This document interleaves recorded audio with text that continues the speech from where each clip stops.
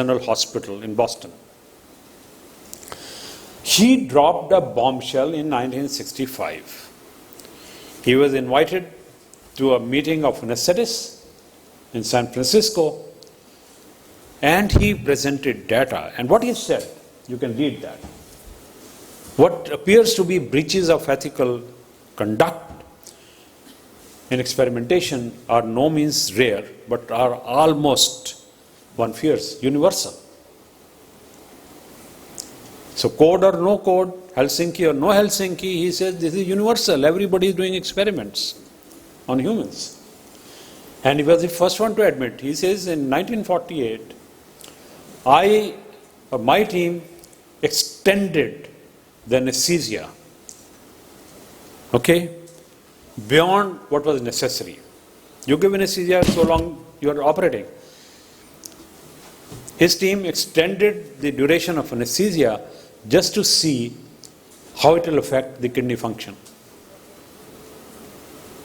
He admitted this, and that is how, he probably, his conscience woke up, and he tried to look at and reviewed, and he presented in this meeting 17 studies where he thought everybody knows that this center, and what were the centers? They were the major centers of the US at that time, including NIH, clinical centers, major institutions in the US. And there was hue and cry, now everybody is after his life, they want to kill him, because what is he talking? And many of them feared going to jail. Oh my God, and the lawyers, they love this kind of situation, and they were chasing him, tell us who are the guys, and we are going to put them in jail. So there were press conferences done by the big time people that time in the entire US. So this became the watershed, 1966, and this is the paper he came up. The editorial board of NAJM rejected this paper outright because he made accusatory tone. He blamed this author, this author, this author. So the chief editor at that time, he found some merit in that, and he sat with this team, and from 50 cases which he had collected, they pruned it down to 22 instances. So you had the Harvard Medical School, and you had the NIH Clinical Center, and you had a number of these centers participating in trials which were experimental. They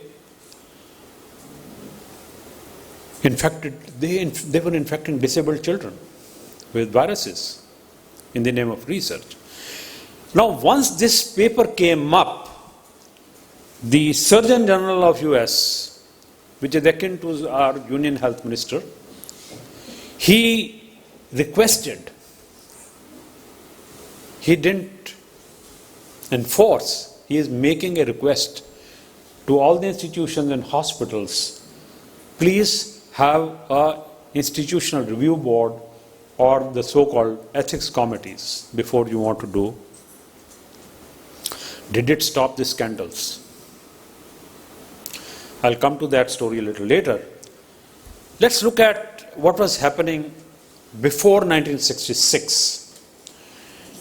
And there's a guy, Claude Bernard. Claude Bernard was a French physiologist who introduced the concept of blind studies, that there must be a controlled blind studies. And he said it very clearly. So 100 years before that, the ethics were pretty clear. But William Osler, he said, no, you should have the trust of the patient if you wish to have the trust, otherwise it will snap the cord between the patient and the physician, so you should not be doing experiment on patients. And you must see that this patient is actually benefited from this research. Walter Reed, anybody heard of Walter Reed? Military Hospital, Walter Reed, named after this guy, Major Walter Reed, in the US Army, and there's a big time hospital in the US, Washington, I believe, Walter Reed Hospital, you hear all the presidents going to that. Now this guy in 1901, he established the yellow fever as the problem by doing human experiments, injecting the yellow fever virus. He established that it is not the contact but the bite of a mosquito which causes yellow fever. So was he doing good science? A great science question, but as I said, hugely conflicted with the ethical and moral values. So somebody, smart, and this guy was actually paying money. He was taking informed consent. I have been told, this is what most of us do doing a thesis, get the signatures on the informed consent pro forma, and this fellow was doing the same. He was getting their signatures that have been explained that this and this, without telling them ever that they are going to die. Okay, he would not tell them that. And somebody complained to the American Medical Association, and he said, this is your problem, this is not the problem of physicians. This individual researcher, it's his problem, the moral are his. We are not going to interfere. And they said, you must have trust in your patient and physician. Now, all this, did it stop? Surinder mentioned about Tuskegee experiment. Anybody know about Tuskegee experiment?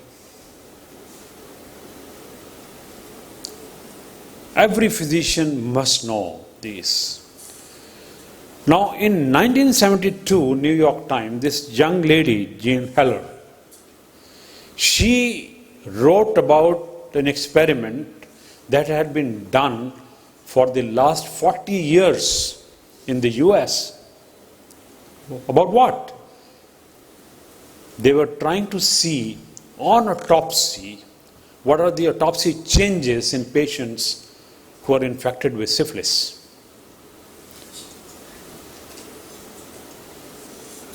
Penicillin had been established around 1947 as a short therapy of syphilis.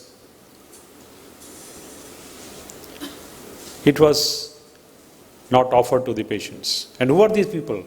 Tuskegee in Alabama was one small city where they had the highest incidence of syphilis. That's how they chose that city for doing their experiments. Okay, and for autopsy, 400 black and 200 were control group. Poor black people were enrolled. White people might have questioned them. Huh? How did they entice? How did they entice? Offering hot food. What do the poor people need? An implant. Huh? Free burial after autopsy. We'll give you free burial. You will not have to spend money. Free transport, like you offer. Free transport. You offer them for providing service, but if you are doing a trial and you are transporting those patients free for conducting an experiment on those patients, you can imagine. Free medical. They will not give you for syphilis, but will give you for other things. And now there was, obviously, this is 72 is recent history. I had become a physician by that time.